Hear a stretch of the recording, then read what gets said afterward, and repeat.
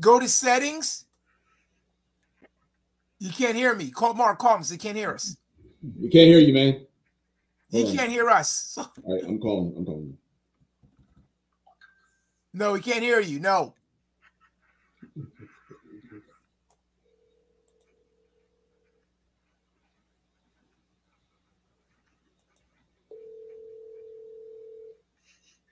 Yeah, we can't hear you. Okay, so go to the three buttons on the upper on your screen. There's three little buttons in the upper right-hand corner. Click on that. It'll say edit mic settings. I don't see that. I see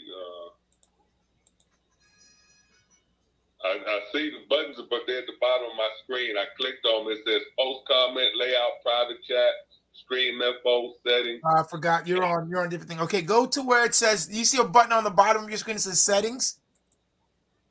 Yes. Click on that. Okay. Then click on audio. Got it.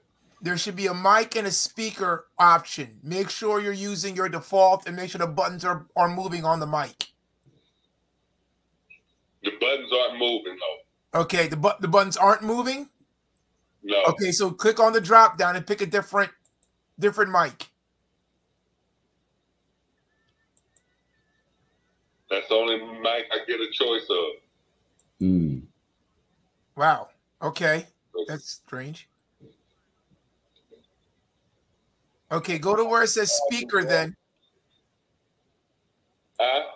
Go to where it says speaker. Why are we going live? Who pressed live? I didn't press live.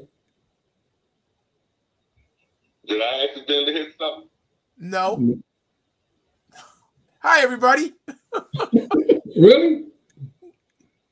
Wow. All right. So, I'm sorry, did I accidentally hit something live? Are we on live? We're live. So we're live. We've been live for 2 minutes. Yes, we've been live for 2 minutes. So, everybody, we're gonna put this on for y'all just because it's what we do.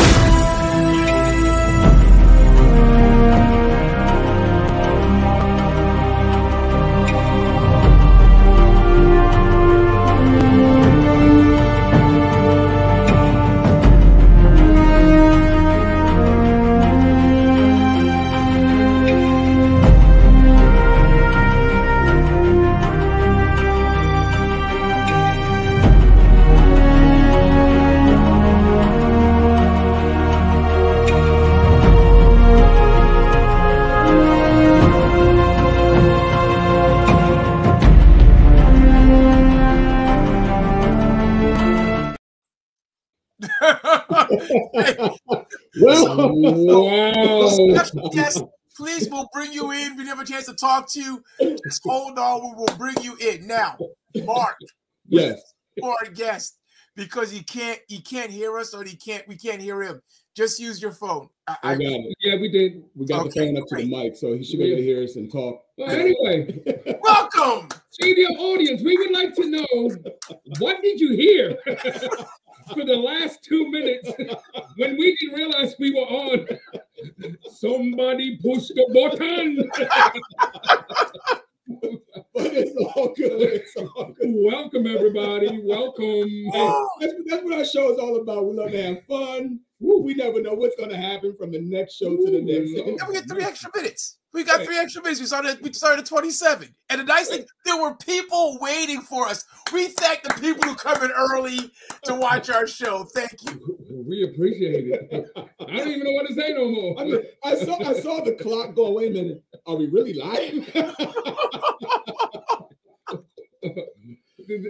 What else? What happened this weekend? I don't even know. What else we doing? What I know is that I choir, we tore up on Sunday. That's what I know. Transformation Church. Nice. We had we had a nice worship service also. Things were great. Today I had a horrible day at court, so pray for me, please. Unfortunately, it wasn't a horrible day. It was a good day, but it was just the fact that I wanted this thing to be over with. It's not over. We got to go and do more. This whole entire thing, the defendants are being difficult, so it is what it is. But what I will say is this: things are still good because God is good. That's what I was saying. Yes, He is. And He told me to tell the audience, please continue, subscribe, push the button, share button. Please push it and let your friends know. Everybody, the like button. We appreciate you. Yeah, we have 2 microphones on. I just turned it down some. Well, tonight we have a special guest. We've had a little technical difficulties. We're going to try to do this in a way to get everybody in. Tonight we have a good friend of mine. I actually went to high school with this young man. I'm excited about him. He is a former NFL football star. I'm going to call him a star. His name is Vince Glenn. We're going to try to bring him in. Hopefully he can get his mic to work. Wait. Football star? Yes, football star. No, he a Hall of Famer. Oh my God, that's more than star. Well, there you go. Come on, give the man his props. Come on. That's big time. That's big time. Yes. Love, man, love. Wait, we hear you coming through. Can you hear me? Yeah. Yes. Woo! Right. Go. We got it. God is good, man. Look at him work. Look at him work. You know what he was? What's that? He was on the sand in California. That's what he was. He tried to do it outside first before coming in. But, it's raining here in San Diego. It's raining here, man. Oh, wow. That bad it doesn't rain in Southern California. It doesn't rain in Southern That's what the songs say. That's what the songs say.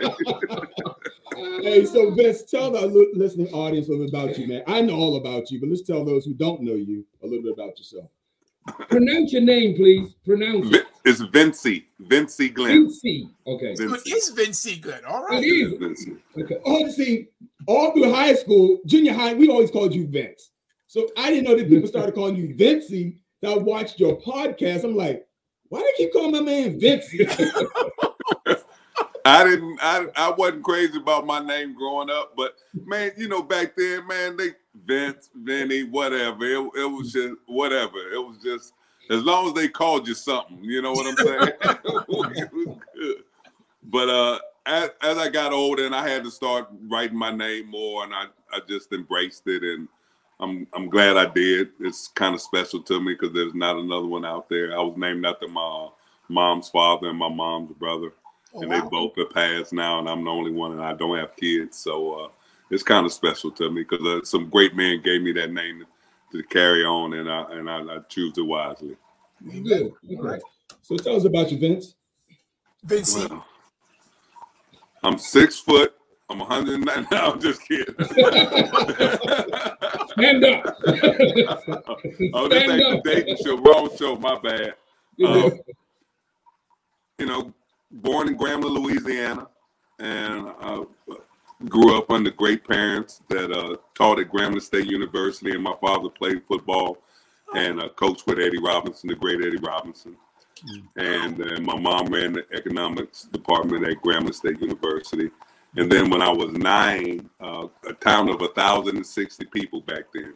And when I was 9, we moved to Silver Springs, Maryland, and that's when I became the East Coast kid, straight out of the deep South, straight to the big city. It was a culture shock, but I caught on quick, and I loved it. I loved where I grew up. I loved all my friends. I still wake up every morning thinking about the East Coast. and my mentality of what I learned there, but I still got my Southern upbringings. And then I was blessed enough to have be athletic and have a good high school career and get a scholarship to Indiana State University, where I excelled on and off the field, and became an All-American there, Indiana State, which got me drafted into the NFL in the second round back in 1986 by the New England Patriots, and had a great 10-year career, and then was put into my College Hall of Fame in 1999, and that's a huge honor.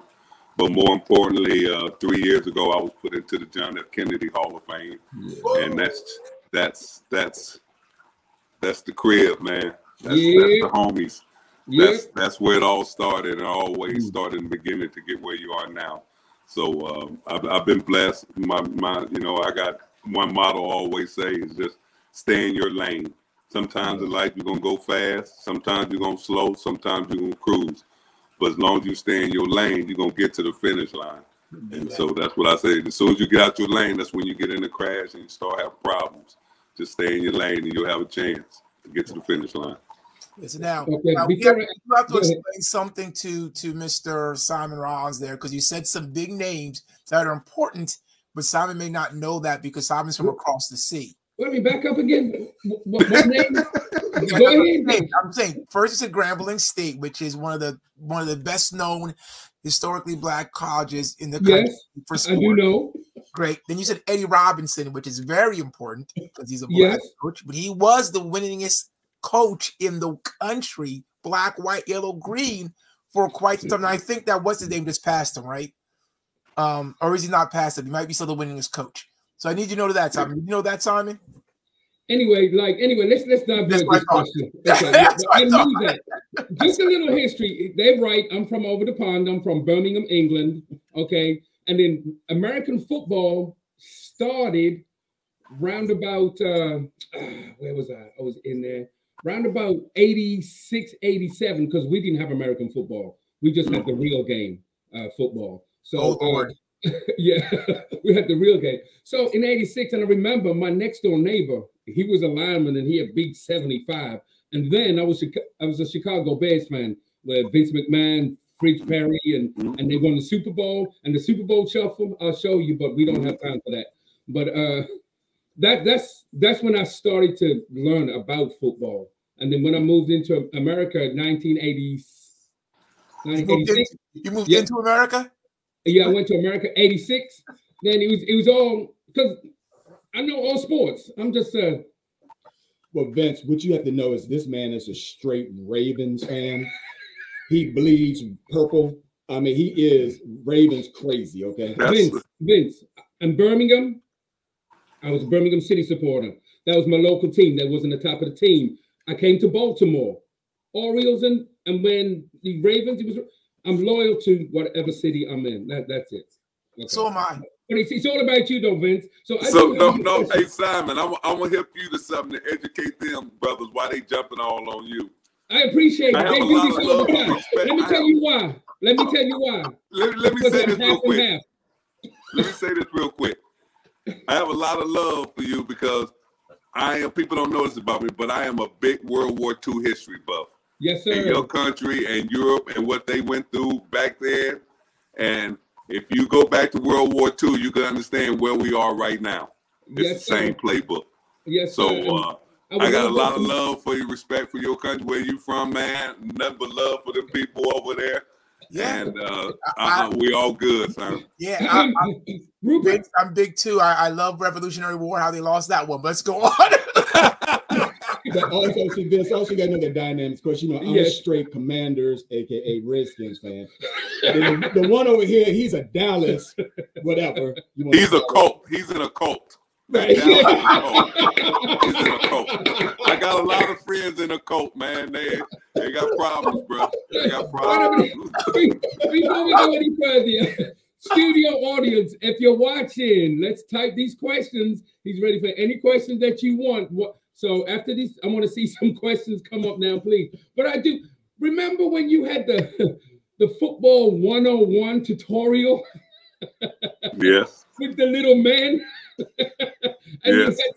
And you had to explain And then you told the young lady, she asked you a question about the quarterback, and you said the quarterback had to go back. No, not that. No, the touchback. She talked about the touchback, and you said, and that touch in the back of the head. Yeah, touch the back of her head. Yeah, that was good. I love that one. That tutorial was so old with them little men that if you moved the thing, the men fell down, and I like the way how you played out. You said when they move, the defense gets scared and they fall over. That's funny, man.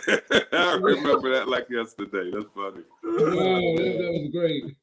So Vince, can you tell us like what made you love football? Like what got you into football? Man, I'm gonna be honest, man. I did it all, and when I did it all, I'm gonna say this, and I don't say it to brag. I'm just telling you facts. I was a 3-sport letterman in high school. Yeah, I started as a sophomore in basketball, football, and baseball. Okay, right. In 7th grade, I won the county in rings and gymnastics. Yeah. Get out of here! Yeah, you did. And from Argyle Junior High, I did gymnastics. I won the county. I'm the only black kid in the and the University of Maryland in the Coalfield House in the whole gym, and I win the county in rings. Yeah. Oh, the so rings. My love for athletics, I did it all. My father had one rule. He never coached me one day in football. He never coached me in no sport. We had coaches to coach me. Mm-hmm. He coached me about life at home. He didn't coach me about sports. And so that's what I did, man. I played sports. I never was around just hanging out. I was always, every season, I was in some sport, some activity, just honing my skills. And I like being around people, man. I'm a team guy. I'm a giver by blood, not relation. And I just like, I played the position free safety. I like helping others out. And it just work great with my demeanor on and off the field. All right. Well, no, because if you were a free safety, you were mean. I didn't say I didn't have issues. I just said it just let me work with others. Look, I'm coming to that. I'm coming to the free safety. Because we know we have to speed, and we know we got to know how to hit. So don't let the smile fool you, bro, man. Hey, look. I choose to smile. I choose to smile. Trust me. Hey, Rupert. So what he did, because he combined it with gymnastics, he do a flip before he hit somebody. You got to do a cartwheel. Hey, like my grandfather used to say, you got to have a little D&D in life, a little this, a little that. I like that.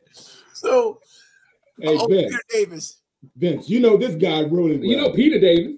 Peter Wheatstraw? Oh, man, I love me some Peter Davis.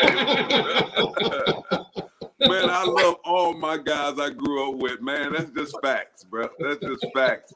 And, man, I'm blessed to be out here, and I'm doing well, you know. And so I just, when I saw Mark was doing this, I said, hey, man, I'd like to be on your show, too.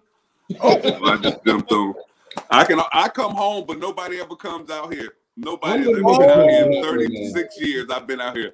Ain't nobody came out to visit. Say, hey, man, come on out. Man, come. Ain't nobody been out here to visit me. Oh, isn't that terrible, man? We gotta get out there. That's terrible, man. That is bad. That is bad. Not one person. That's bad. So Pete's asking a question. Don't skid that, Mark. Don't get to the question, man. Wait. Hey, Rupert, he got to get to the question. Okay, because Pete. the next question is coming from someone else. So Coach Pete says, what point in your life did you realize that you could get into the NFL?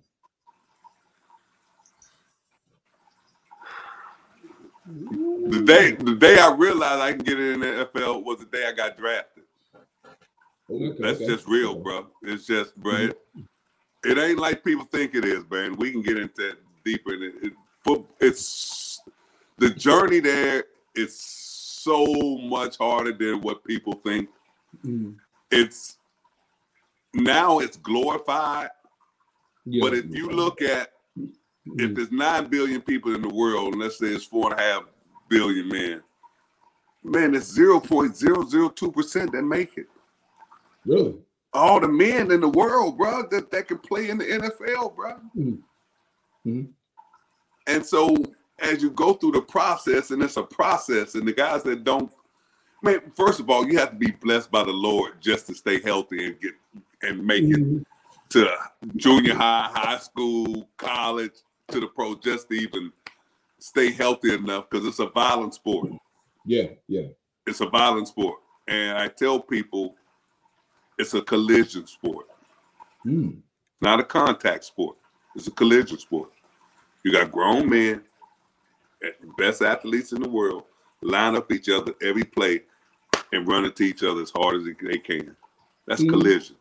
That's bodies colliding. That's not contact. Contact is running through the lane in the NBA, throw your little elbow, or they bumping down in the lane. That's contact. Or like soccer. Something like that's contact. Football's collision, right? So to go through all those collisions, doing practices, scrimmages and games in your life, and just to make it, that's a whole nother blessing. Yeah. So you go through the process and the maturation of it. But once I got there, you learn. And when I got drafted, the first thing they ever told me says, hey, rookie, keep your eyes open, your mouth shut, and your bags packed, and you'll have a chance to stay in this league a long time. So how did it feel like waiting to be picked? How was that? Well, you got to understand the journey. I'm coming from Silver Spring, Maryland, through Indiana State. That's one AA football, you know. But I'm a first-team All-American, so I'm known. And then when I went down to the Senior Bowl in the Blue-Gray All-Star game, I balled out, and I came out against Bo Jackson. So I played against Bo Jackson in the Senior Bowl, and I balled out against him. I just straight balled, man, and I knew I could play. If I could tackle Bo Jackson, and he ain't getting by me, Bo Jackson had 17 carries for 34 yards. We put that thing on him. Wow. And I said, if Bo Jackson can't get past me, then I know I can get to the next level. And so when I had that opportunity, and I got drafted in the second round. And back then, you got to remember, it was 12 rounds in the draft. It wasn't no 6, it was 12. So I got drafted in the second round, and the only one in front of me is 1. So I was a 54th person taken in the 1986 draft. So coming from where I came from and my journey, man, I'm just blessed, bro. I'm like, man. And I just went to work, and I just learned how to get better every year. And I knew football. I'm a mental guy. I'm straight mental. And I knew every year you have to get better. And I always tell young kids this: if you're doing what everybody else doing, you ain't doing nothing. Wow. Because we had a young do man. What everybody else do. They don't do it, man. Michael Jordan and the Kobe Bryant, bro, they ain't doing what everybody else doing, bro. I'm telling you, the great ones don't. Yeah, because we had a young man, Aaron Mabin. He came from Penn State. And I went to his draft. And we were waiting. And like you said, probably different back then, that everybody's there. And he's waiting to be called up. And I just remember that. So I was trying to see how you felt. It was just me, my agent, and another guy, my agent had another second round DB out of North Alabama State, Louis Billups, sitting in a room. And then New England said, hey, on our next pick, we're going to draft you. They called the phone. It's 1986. Cell phones wasn't even out then. They called the phone. They said, hey, we're going to take you in our next pick. And I was like, cool, it's on. And that's how I found out. So it was different. We got some questions coming in for you too then. Yeah. Okay. So we don't know who this person is. Is the name familiar? Somebody. This is my lovely wife who watches our show faithfully. So I just want you to prepare yourself some of the questions she's going to have for you. Okay? That's fine. I can handle them all. No problem. She's serious too. So so this please explain how players' salaries are justified or determined. She's really talking about right now. Well, it's really not the player's salary, it's the TV deals. The money they give for the TV deals for the NFL that they negotiate, Billions. That's why every team gets a couple billion before the season even starts. So whether you're a team that goes 16-0 or a team of 0-16, you're gonna rev share. Your money comes into marketing. Think about it. Jerry Jones ain't won in 25 years, but he's the #1 marketing team in the world. Yep. That's marketing. It ain't football no more. It's entertainment and marketing. Yeah. So when you got that kind of money in the organization, you got to spend it on somebody. Just think if you got a payroll of $300 million, that's just the players, not including the trainers, the staff, the personnel working in front of. Man, you giving up a $700-800 million a year in just salary. So how much you think you making? Yeah. So they have to give the money to somebody, and I'm glad players are making money. I wish they would have gave some to the old players in the last collective bargaining agreement, but like the owners are making cheddar off them. Get your money. Get your money. I think really people don't understand that the average life, right, of a football player isn't like you were blessed to play 10 years, like you said, right? The average life is like what, 3 or 4 years? 2.3. 2.3, really? And they have to try to make money because their career, every like you said, is collision, right? So every play could end your career if you're not careful. You could be at practice, just running around, you know, just going through warm-ups. You just don't know, man. Yeah. Every play could be your last play, and they tell you that, and you just know. Just if you play football long enough, you know. That's why you just hate to see guys get injured. Even if you don't even like a guy, you be like, oh no, I don't want to see that. Right. Because you know that any play can be you at any time. So, Vince, you and I, we had a conversation about how you got injured after playing football. I don't know if you want to share that with me. Hey, man. Man, we ain't got to bring up no negativity on this show. This is an inside story here. This is inside. Hey, man, you better leave me alone now, man. Lord, I get you too now. Hey, Vince, don't worry. Before the end of the show, and I got him. I got you. I got him too. I got you. Anita again. This is a little more dangerous. Go ahead. After retirement, are any of those monies used to help the less fortunate or redirected to any charities? Is that a personal question or is that a group question? I think it's, I don't know. Take it the way you want to. I'm not sure. No, with Anita, it's different. It's all. Right? It's both. Just answer it. Yeah. Everybody is different. How they give their time. I always say you can give money to 100 people. Okay. But if you impact one life just through love and kindness, it's a gold mine. You know what I'm saying? Because money doesn't always answer the bell. Right. But true love and reaching out and helping someone, I'm gonna give it by blood. I started my own celebrity golf tournament back in 1989 before Tiger Woods was even around. Okay. And for Child Abuse Prevention Foundation here in San Diego. And I helped build the new Polinsky Center over here through all my charity I did it for 6 years. Okay. And this is when you gotta remember social media not around, none of that. Exactly. You just going out knocking on doors, talking to sponsors, getting people to back you. And I had the community backing me because I love to give back to the community. And I've been giving back, speaking to schools and doing that, since day one that I got to this city. And that's why I have a special love for this city. It's been good to me. It's been fair to me. And I do call it my second home. So one of them I know that you did back in the day because you was there with Jonathan Ogden, Baltimore Ravens Hall of Famer, and you was in Class X Sports, and you all raised $1 million.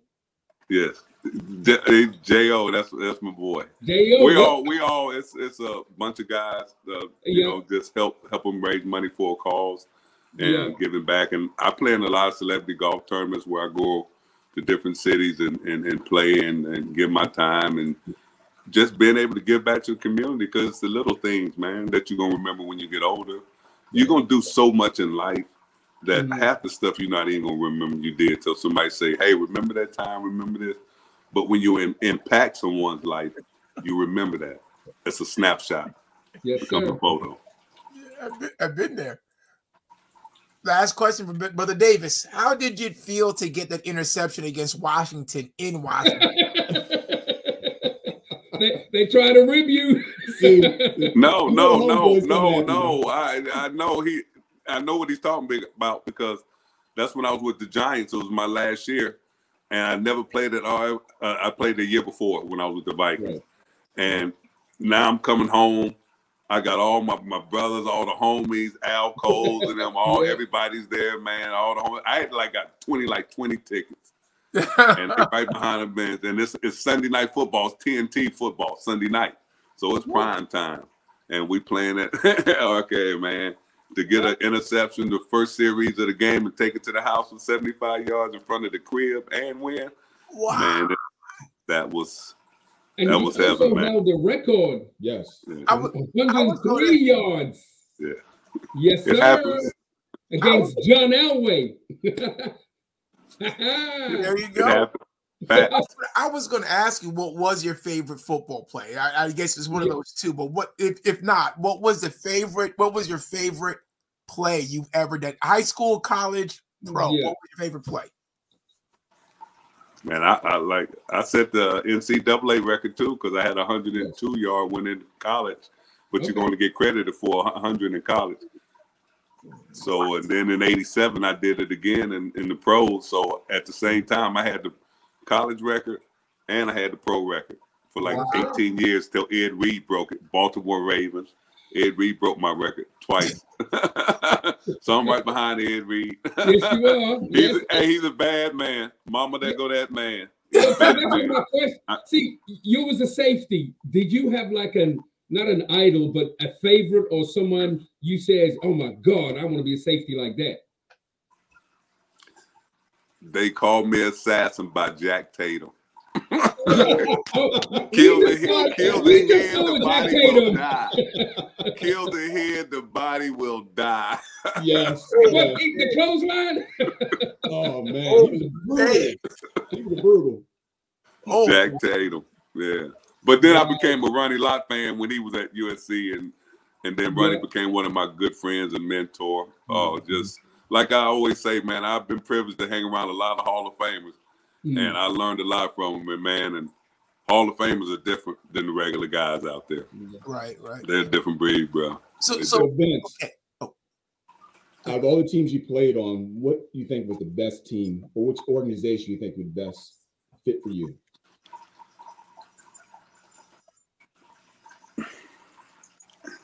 We won't tell nobody. Time, no, you know what? Timing's everything. In San Diego, I love playing here. I love this city. But we had 3 head coaches in 5 years, man. Yeah. You can't. It's like Washington, man. It's just so hard, bro. It's just so hard getting everybody on the same page. And this is the pros. This is the best guys in the world. Yeah. And when you change in dynamics like a head coach every other year, you don't get guys are coming in and out. It's hard to keep guys. You try to build a chemistry.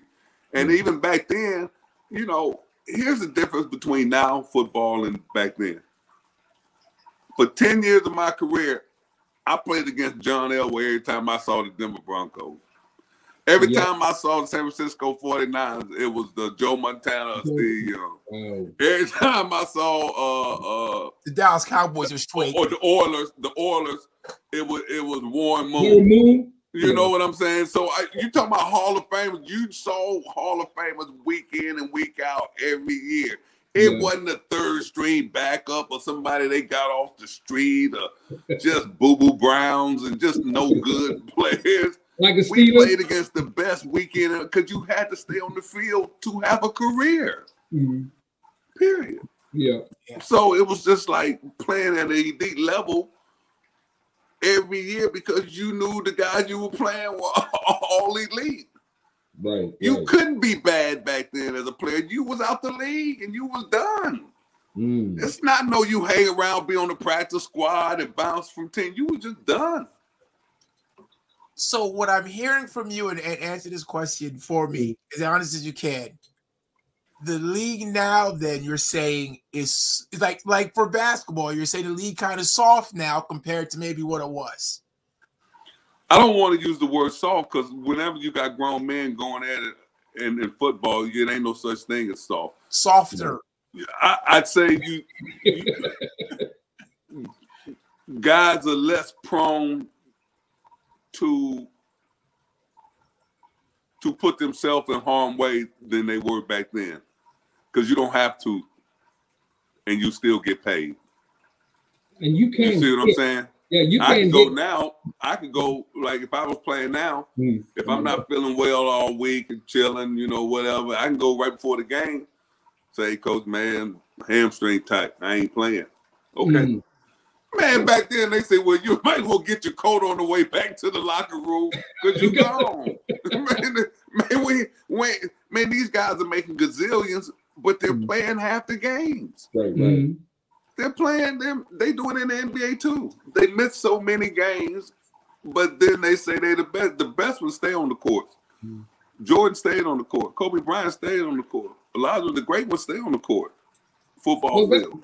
That was always my discrepancy, is that if I was a little kid and I know that a team is coming to my city and they got a bunch of stars on there and they come over and I see them sitting on the bench. The reason I'm there is to see y'all, but y'all sitting on the bench. How's the young fella? Let me say, I know he don't, but if Stephon Curry was to come to Chicago and all the Chicago young kids, I got my shirt on, and he's sitting on the bench, how is the young kid gonna feel? That's first of all, you really have to like just say this is the new day and time. We're older now. This is not us when we were in our 20s or 30s, okay? So with this day and time, sports is entertainment, period. Okay? So it's all about the entertainment value of the consumer, which is why they have iPhones, so you can click on all these different things to consume people and to get them into an entertainment world. It's not about the game no more. It's about, man, who's watching, what can we bring to fans? It's an experience. And that's why I don't call football anymore. I call it fan ball. It's for the fans. It's made for the fans. The calls are made for the fans. The discrepancies are made for the fans. The what ifs are made for the fans. It's all about social media. How do we get people to talk about stuff that normally in a sporting event you wouldn't even think twice of? If you think about any sporting event you ever watch in life, they only talk about 3 or 4 plays. That's the game right there. Even though you might have 120 plays in a football game, 60 from each, they ain't gonna talk about 4 or 5 plays. You won't remember all that other stuff. You won't even think about it. You see what I'm saying? Yeah. And everybody's in this big roar about Taylor Swift and boo boo boo this and that. It's like, she's on there for 20 seconds and she don't have a camera.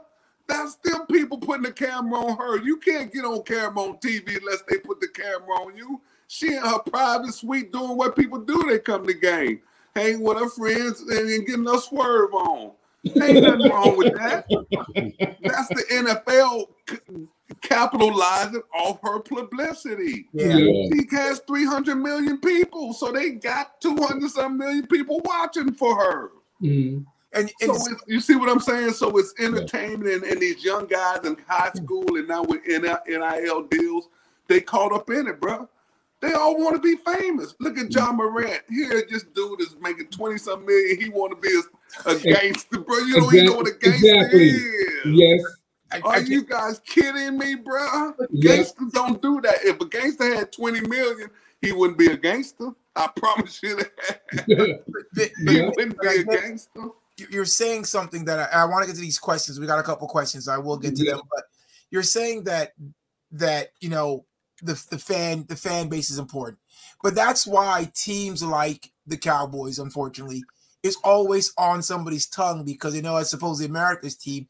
Whether they win or lose, they're going to be on somebody's tongue, right? They're going to be on the shows, and they may not even be relevant. Like when they were 5-12 for 3 years, they weren't relevant, but they still were on somebody's tongue because, like you're saying, football wants to keep these. They want to keep the San Franciscos. They want to keep They were hoping the Giants come back, these big market areas, because it makes them money, right? Right. Yeah. So, but another thing is that the NFL is telling them and the TV people, hey, man, let's talk about Jerry Jones and them, bro. That's marketing. That's our number one selling jersey. Them, the Raiders. Hey, let's keep them relevant. So they talk about that in the meetings too. Yep. So my wife is back again.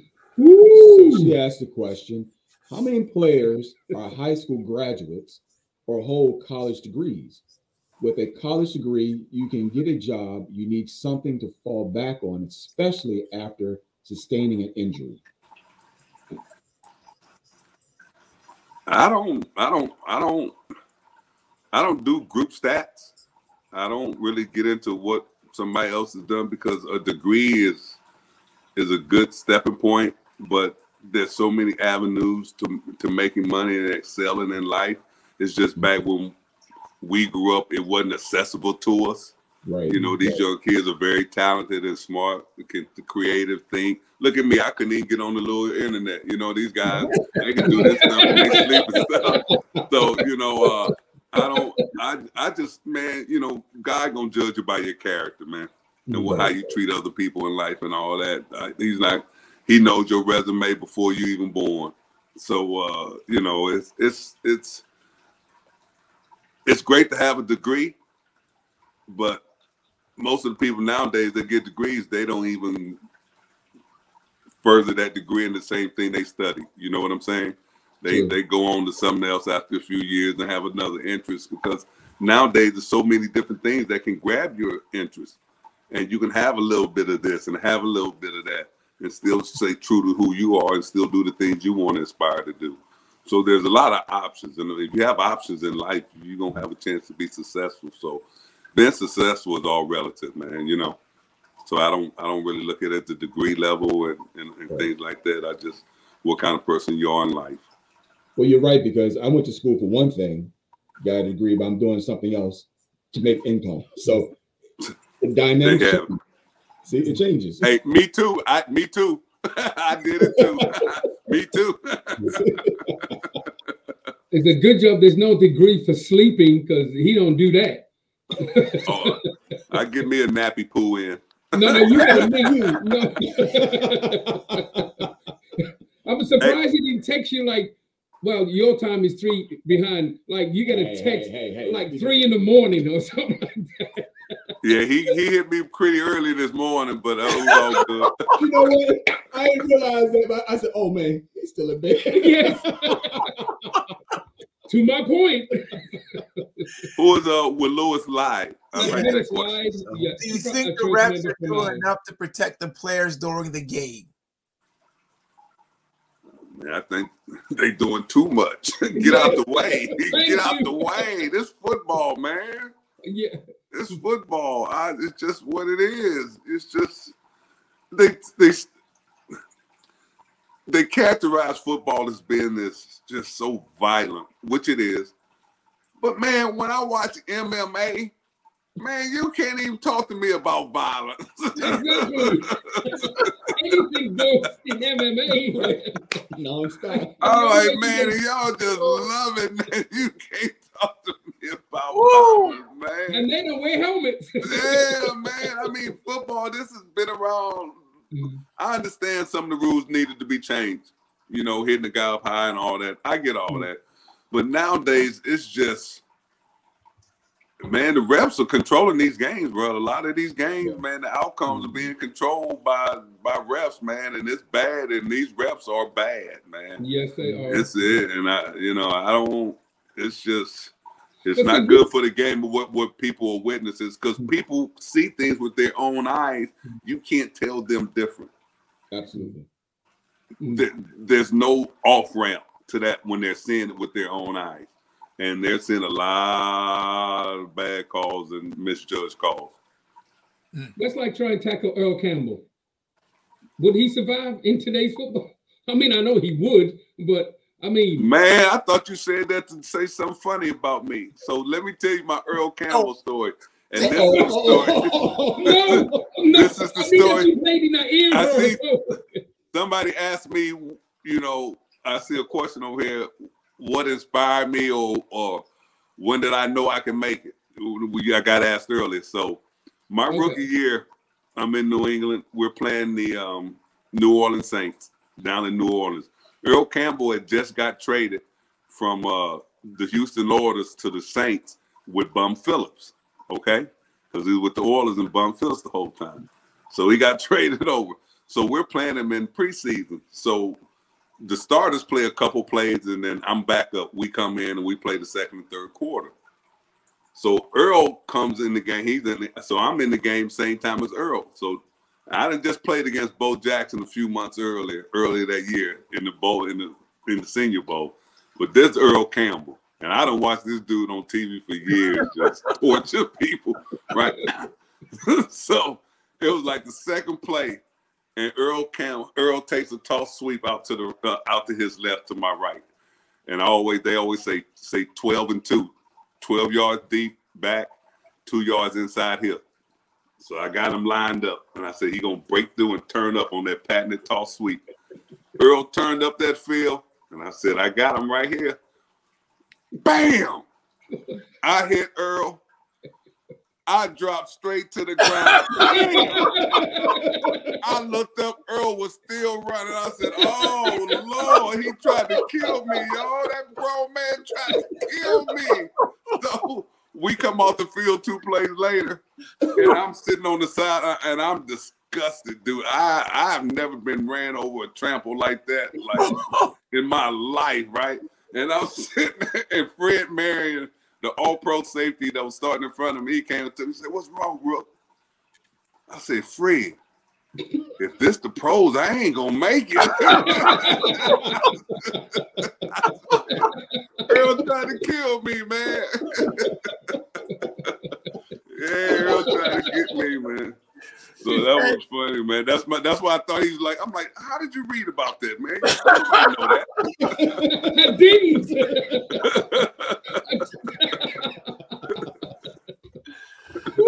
But did you ever see that Ocho Cinco video with him and Ray Lewis? Well, yeah, man. When he said he went to hit him, he went to the side. He said, "I ain't think Ray saw me." I tried to hit him, but he run me over.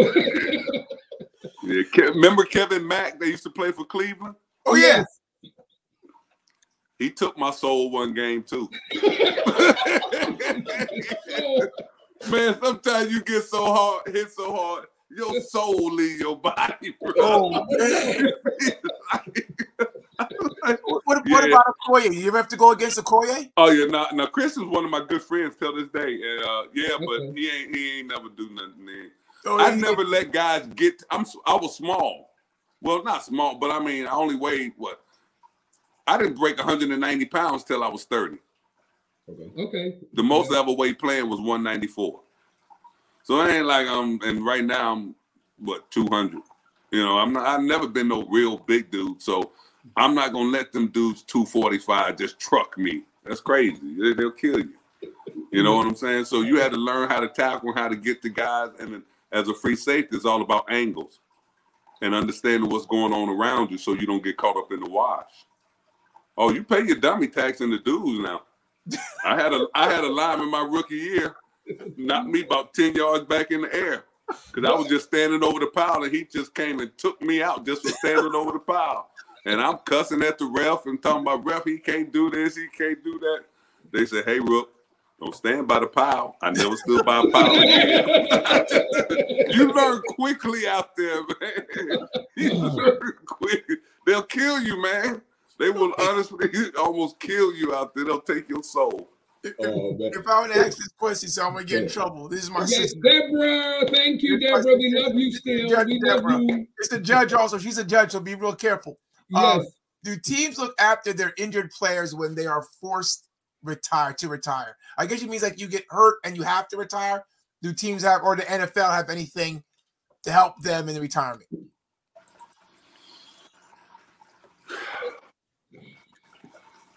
It's a big sticking point. I know. Yes, I know. Big sticking point. When you ain't on their payroll no more, then you got to go through the NFLPA and you got to go file your claims. for disability, and you got to go through hell to get your disability, and it's hard getting it. They follow you around. They do so much. They don't. You know about it because I came up in the era where the older players were really older than me, so I could really see and what they needed, and going through 2 strikes while I was playing, and saw what they were doing. That, you like, man, you got to take care of the older players. But somewhere in 2008, 9, after social media came, they just your boy DeMar Smith out there in DC, he changed the collective bargaining agreement, because remember, every 3 years you had Gene Upshaw fighting for us.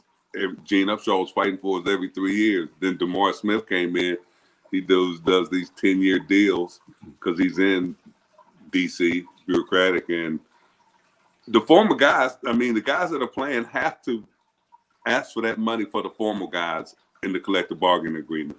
That's how it works. So the guys 3 years ago, they didn't fight for us like they could have, and so it went up a little. I'm in for double digits, so that's a big bonus.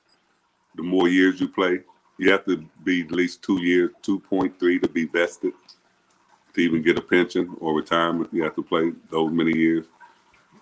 So the more years you get, the better off you are. And so when you get to double digits, it helps you tremendously. So, but these guys that are playing now, they'll be pulling 35, 40 G's a year when they get their retirement. They'll be making so much money by then, man, in 30 years from now. Plus, they making millions on millions because they putting so much more in now. Yeah. And it's just going to keep going up. So my sister also says, by the way, no problem with athletes making money.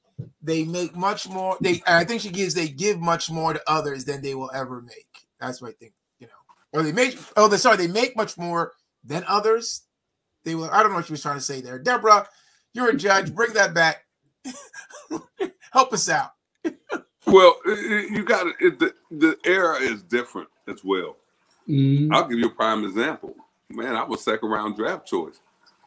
My neighbor still made more than me. Get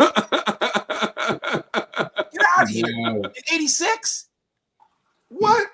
Yeah. In 86? Really? Man, my neighbor's making more money than me. Man, you kidding me, man? He didn't make no money. He just didn't make. Man, look. My first year in the league, I made $110,000. What? Wow. And I was a 2nd round draft choice. Wow. And you do the taxes after that. Yeah. Yeah. They make $110,000 a game now. 2nd round draft choices. Man, making millions a game. Some of them 2 million a game. Are you kidding me, bro? That's what people don't understand. It's like, it's the NFL, but to former players, it's the NFL. They always so, it is what it is, man. Wow. So Dexter, you guys want to read it? Yes, sir. Brother Vince, who helped to inspire you to be the person you are? In other words, I know throughout the show you've been talking about God and so forth. So I guess to that. A lot of people. Great upbringing through the family. But, man, I left home when I was 17. I was gone. Before I turned my 18th birthday, I was already at Indiana State. Dad dropped me off on the road and like, we going back home. I'm 17, 1,200 miles away from home, and I don't know nobody. Hello, world. And you gotta remember, man, this ain't now. This is back then. Take your mind back, guys. You don't know nobody. So back in the I'm 80s. Sizing up everything. All I got is my street smarts from the crib and my upbringing from Louisiana, and it's on. Right. It's on. It's me against the world. I don't know these guys. These guys trying to take my job, trying to keep me from you know being good and the selling. Then I'm trying to go to college. I got to learn. You know, I got to meet people. I got to learn how to do everything on my own. You know, it was just real world, man. It was just real. And like after my first semester, I almost had an ulcer.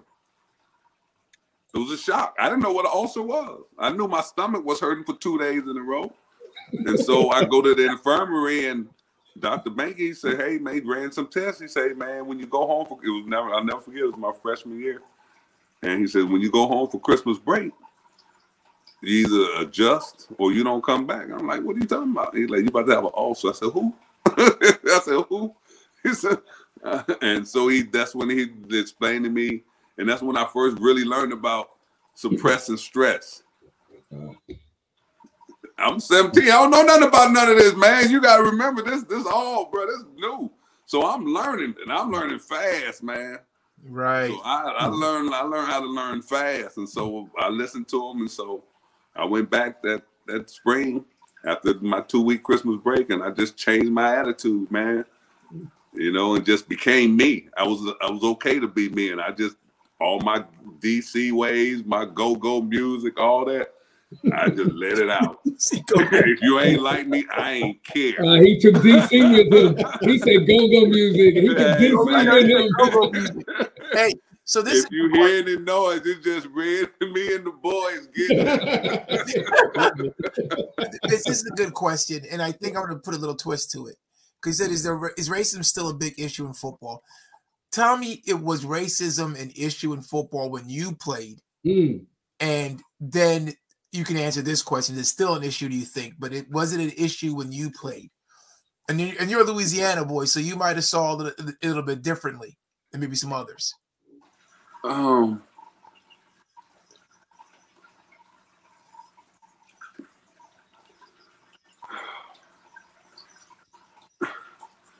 I'm gonna be honest. From my personal experience,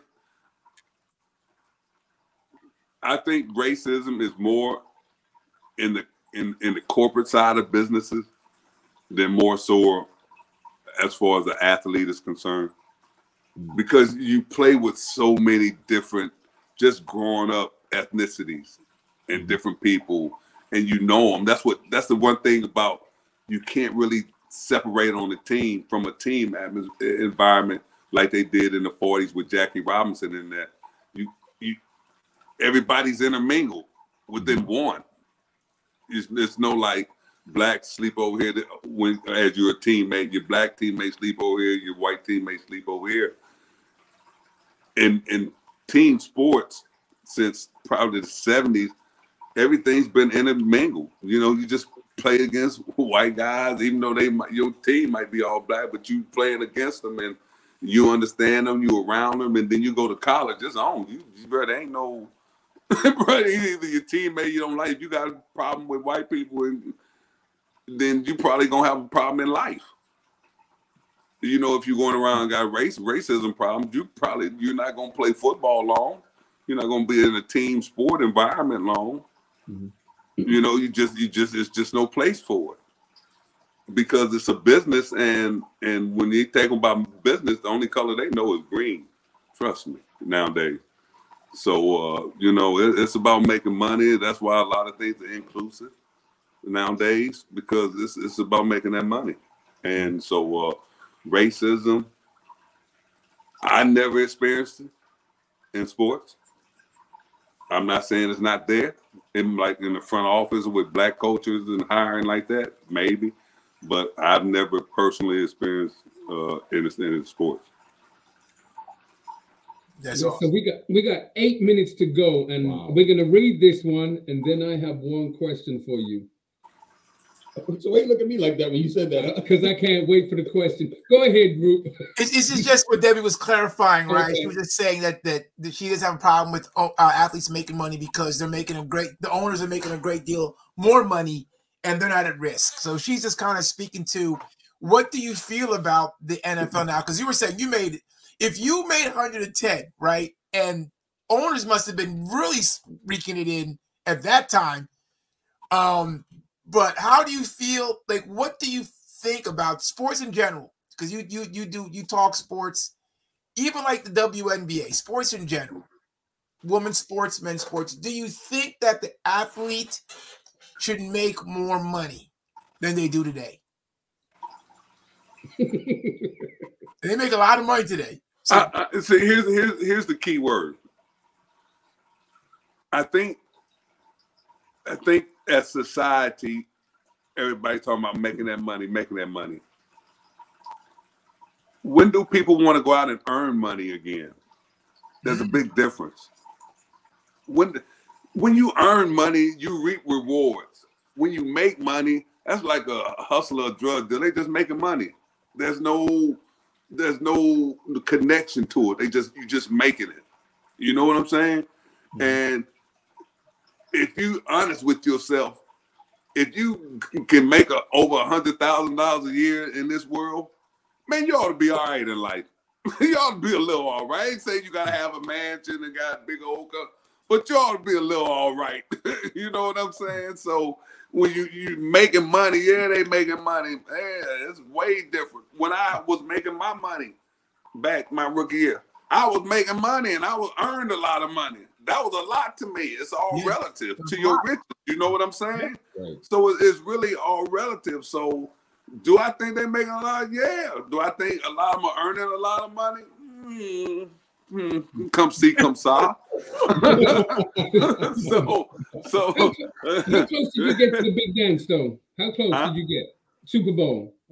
Oh, never went to the NFC or AFC championship. What I was 3-5 in playoff games. Okay. Wow. 3-5 in playoff games. I went to the playoffs 4 out of my 6 years. I didn't have a winning season until my sixth year in the league. We never won in San Diego. No. And then after that, I started winning. So it was great. And won the division titles 3 times. And I was on 2 #1 defenses in the NFL twice. 1 in 91, 1 in 93. So, I played with some great players, a lot of Hall of Famers. Yeah. I played at a high level for a long time. And, having 35 interceptions in 10 years, that ain't bad, man. You got guys in the Hall of Fame ain't got 35. Exactly. So I'm coming up to my last question. No. We got 3 minutes, and I got to get this in. I have to get this in. And you might appreciate it that I get this in. Have you ever been to the Bahamas? Yes. A senior prom or anything like that? School? No. Hey man, I'm from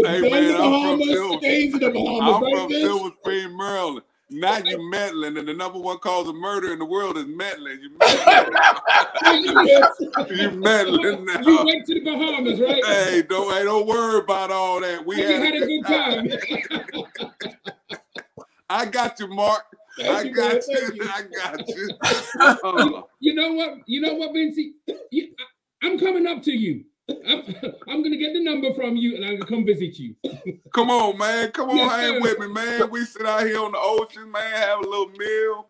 It's just fellowship, bro. It's called fellowshipping. Yes, look, sir. We're not like Mark. If you invite us to San Diego, we'll be there. We're not like Mark. If you invite us out, we'll be y'all there. Welcome, man. Wow. Hey, Mark, wow, they gonna Mark was too cool for school. Hey, there you go. It was Mr. Brodus. Mr. Brodus. No, man. You had the GQ going on in high school. So You called Mr. Brodus in school. Mr. Brodus. Mr. Brodus. Hey, let's thank all the people one question about fixing security. Yeah. Thank everybody because we got a minute. Thank everybody for their questions, getting involved. We thank our Hall of Famer. Everything was great today. Enjoyed that hour went quick. It did. What was you going to say, Rupe? Yeah. No, I was just saying there was about a fixed Super Bowl fixed. We don't Super Bowl fixed? No, I just conspiracy theory. We don't go there. It's not fixed. It's just, man, football is just not the intensity level as it used to be when you watch the playoffs and the Super Bowl no more. Because there's so much other stuff going on. It's almost a distraction, It's just like, you get just too much going on now in sports. A lot going on. Yep. Hey, well, Vince, stick around. Yes. We're going to talk to you a little more after the show. So, again, we thank you all for tuning in. And all the Cavaliers out there will probably tune in. We didn't comment, but we thank you anyway for watching tonight. And next week, we'll have another exciting show where we'll be dealing with... Exciting. Yes, it's going to be exciting for some, maybe some morbid for others. We're going to be talking about behind the scenes of the mortuary. He said exciting. Hey, it's going to be exciting to hear what those people do when it comes Good to luck. It's so exciting. Just like the Bahamas. So stay tuned, and next week you might hear us just say, You're welcome. Don't talk to you about late or not late, guys. It was our time. Period.